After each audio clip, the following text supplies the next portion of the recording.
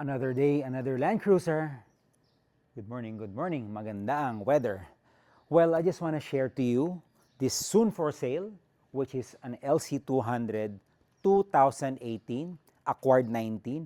First owner, like I said before, first owner po yan ng pinsan ko. Hindi pinsan-pinsanan ha. So, naka-power tailgate na rin siya. So, nakakatawa lang, napakalit na mundo. Kasi, meron pong setup ito. Pakita mo yung setup. Naka-setup din yung sounds niya. Focal din ng brand. Bakit focal din? Kasi itong kakukuha lang namin na Land Cruiser na 200 din, na 2021 naman, yung subwoofer at saka yung setup niya focal din. Yung mga amplifiers din sa baba yan. Focal lahat. Pero this unit, plano munang gamitin for a while. So, going back dito sa 2018 natin, this one is gonna be posted for sale soon. Wait for the photos and videos para sa kanya. So yan, naka-power tailgate na po siya. Alam niyo naman tayo kung magbenta, affordable tayo. The original mileage right now is 139.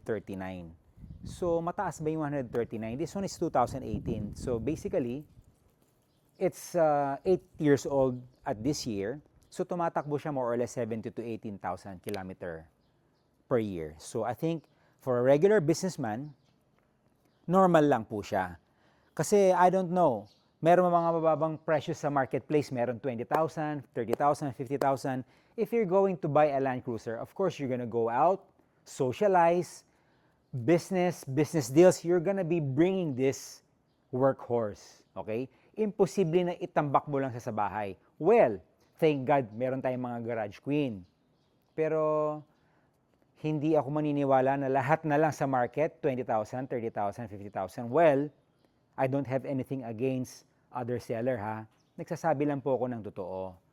So, paminsan-minsan kasi yung tao, parang mas gusto nilang nakikita na mababa kahit hindi naman totoo or pangit na term para niloloko, well, para maginhawaan lang yung loob nila. Well, again, hindi po ako naninira, hindi ko po nilalahat ang mga nasa market na lahat atrasado ang odometer. Anyway, so ito po first owner sa kamag-anak natin talaga. So affordable siya, inuulit ko lang. So kasi hindi ko naman sinasabing mag-doubt kayo pag bumibili sa market or sa marketplace or sa mga dealer.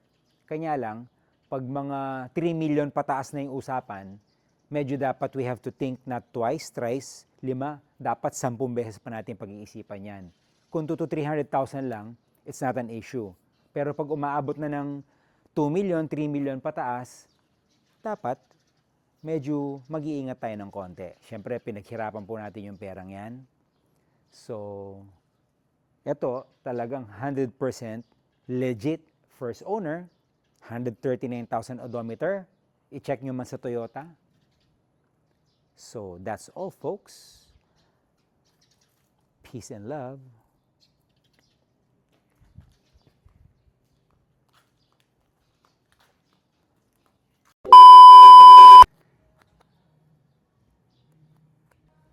A beauty that can bring peace to the Middle East.